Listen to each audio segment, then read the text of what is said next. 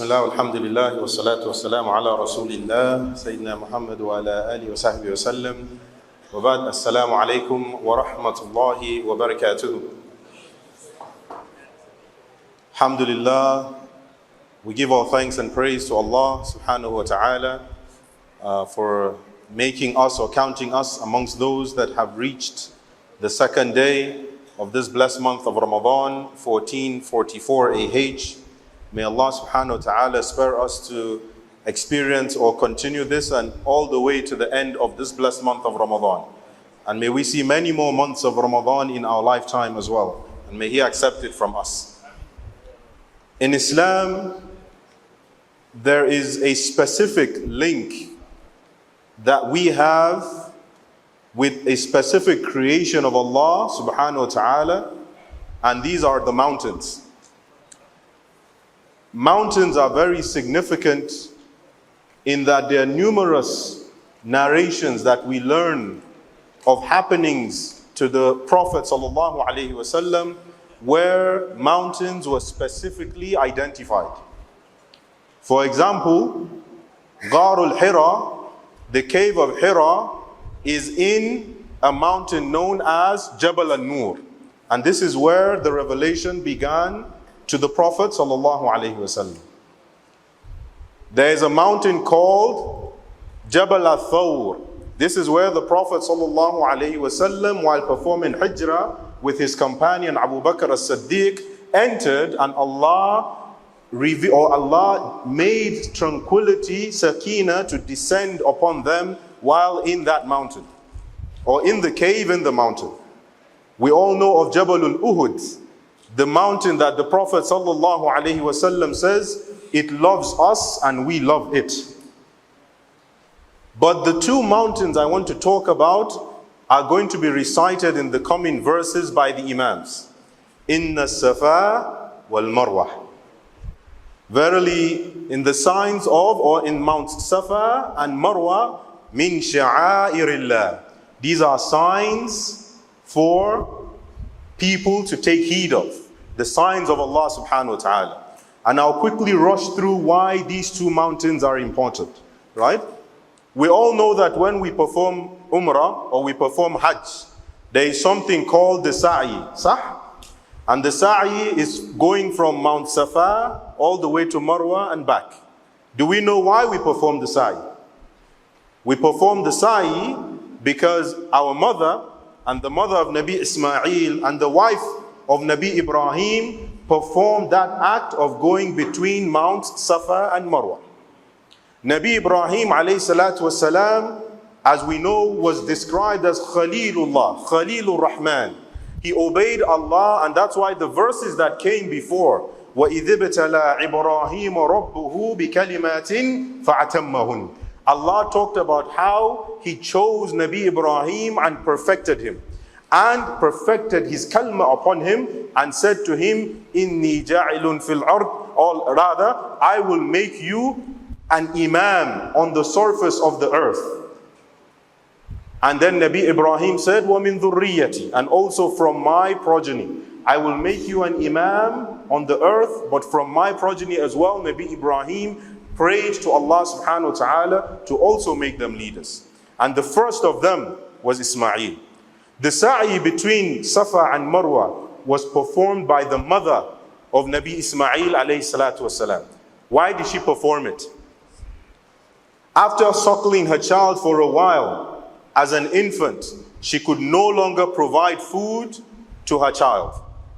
And there is nothing more difficult than for a mother, especially one who is breastfeeding, than her not to be able to provide food for her child.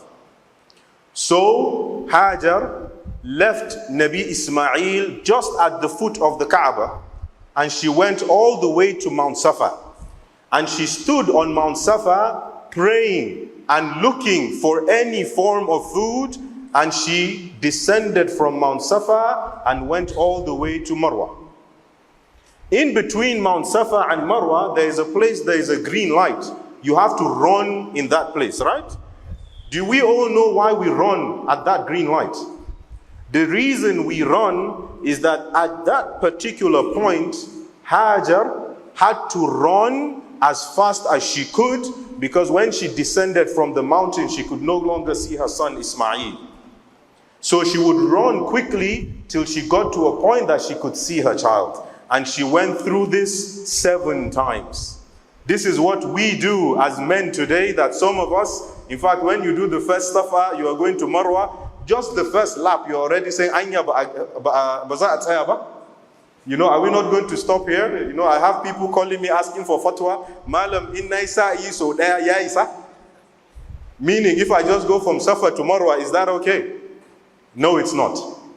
Even with the ease that we have of the tiles, there's so much ease there today. The air conditioning. Imagine the heat of the Arab desert. Imagine the terrain of the mountain. How difficult it was. Yet, a mother would run from one top, go all the way down, and go 7 times. This is what any mother would do for her child. And this is what the mother of Ismail, Hajar, did for him. And while she was doing all of this, praying to Allah, asking for help from Allah, finally Allah subhanahu wa ta'ala answered her prayer. But when He answered her prayer, what she prayed for was one thing. What Allah gave to her was way greater than what she ever asked for. The answer of Allah was the angel, Malaika Jibreel, coming down, using one wing of his 600 wings in one narration. Another narration, the heel of his feet was what he struck exactly where Ismail was, and Zamzam began to gush from where Ismail was.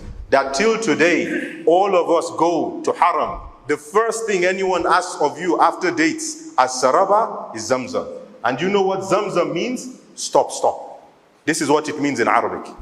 Zamzam is what Allah caused to gush from the surface of the earth, to not only feed her and feed her son and feed the communities that will come later on, because they found out there was water there. It is water that continues to feed us till today, that the Nabi sallallahu alayhi wasallam said, Zamzam shifa'un lima shuriba lah. It is a cure for anything it is drunk for.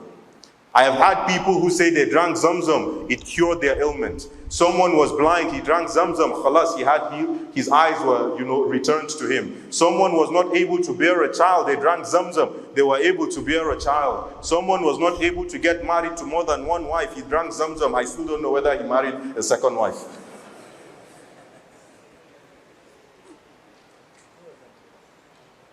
The important thing I want us all to learn in this story are 2 things.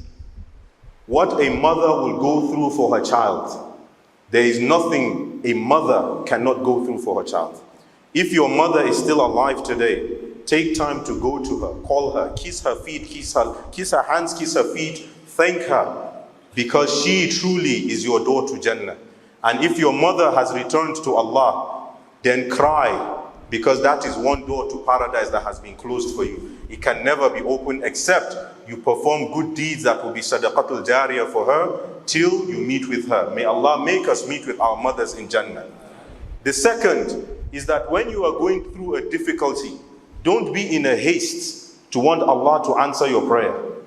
Remember, Hajar believed in Allah. That is why when Ibrahim left her in Bakkah, she didn't argue with him. When she asked him, is it Allah that asked you to leave us here? And he affirmed to her, yes. And she said, go, for verily Allah will not forsake us.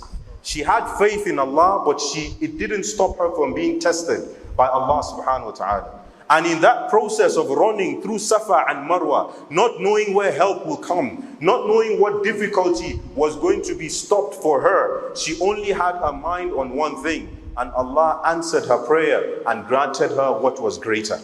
So if you are praying because you are in a difficulty, you don't have a job, you don't have a spouse, you have someone who is distressing or giving you stress in your life, you are going through whatever difficulty, don't ever feel that Allah does not hear your prayer.